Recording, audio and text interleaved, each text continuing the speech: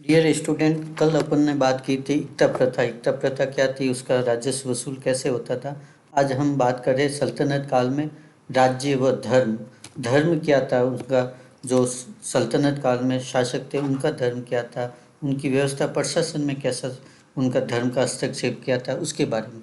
वास्तव में सल्तनत काल के सुल्तानों का जो व्यक्तिगत धर्म था वह इस्लाम था। वो इस्लाम को मानते थे और इस्लाम के रीति रिवाजों को अपनाते थे। पर राज्य धर्म क्या था, या राज्य में अपनाया जाने वाला बहुसंख्यक जनता हिंदू थी और हिंदू धर्म को अपनाती थी। सैनिक जो प्रशासनिक व्यवस्था के रूप में धर्म को देखें तो ब्रिटिश इतिहासकारों ने इसको सैनिक व धार्मिक राज्य के रूप में माना। इस राज्य को उन्होंने सैनिक और धार्मिक राज्य का सम्मिश्रण सल्तनत काल को माना है। वहीं पर मार्क्सवादी इतिहासकारों ने इसको असैनिक व धर्मनिरपेक्ष राज्य माना है। राष्ट्रवादी इतिहासकारों ने इसको सैनिक और धार्मिक दृष्टि से ही देखा है, जबकि मार्क्सवादी इसको असैनिक व धर्मनिरपेक्ष राज्य के रूप में मानते हैं।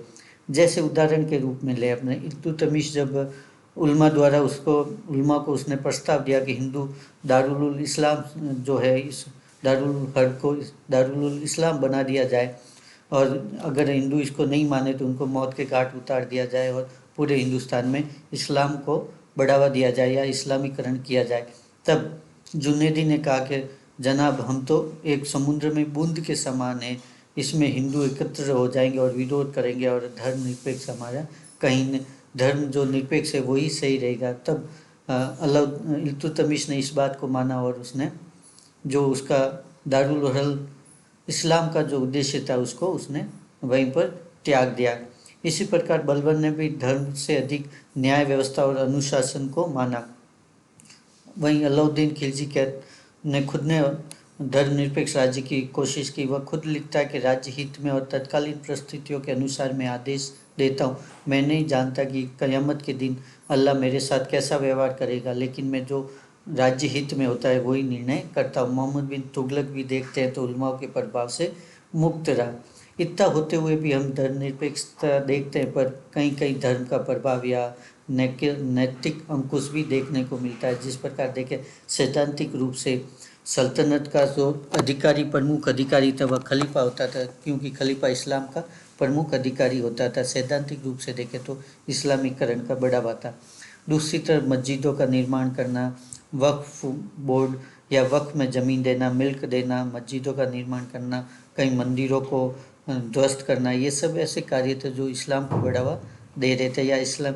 पर वास्तव में देखें तो ये उनके लिए धर्म के लिए प्रति नफरत नहीं थी। वो वास्तव में ये चाहते थे कि एक वर्ग उनका हमेशा सत्ता के प्रति निष्ठावान बने, अंधभक्त बना रहे, इसलिए वो इस्लाम का पक्ष ले रहे थे, खलीफा को बड़ा सैद्धांतिक मान्यता दे रहे थे, इस्लामीकरण की कोशिश कर रहे, जिससे जो वो अल्पसंख्यक है वो हमेशा उनके पक्षधर या अंधभक्त बने रहे और अमीर और उलमा वर्ग उनको हमेशा सहयोग करे। वास्तव में देखें तो ये केवल सत्ता को प्राप्त और बनाए रखने के लिए एक हथियार था, न कि उनका इसके प्रति और कोई मोह देखने को मिलता है। क्योंकि अपन बाद में भी देखते हैं कि अलाउद्दीन खिलजी या मोहम्मद तुगलक ने अपने हिसाब से निर्णय किया।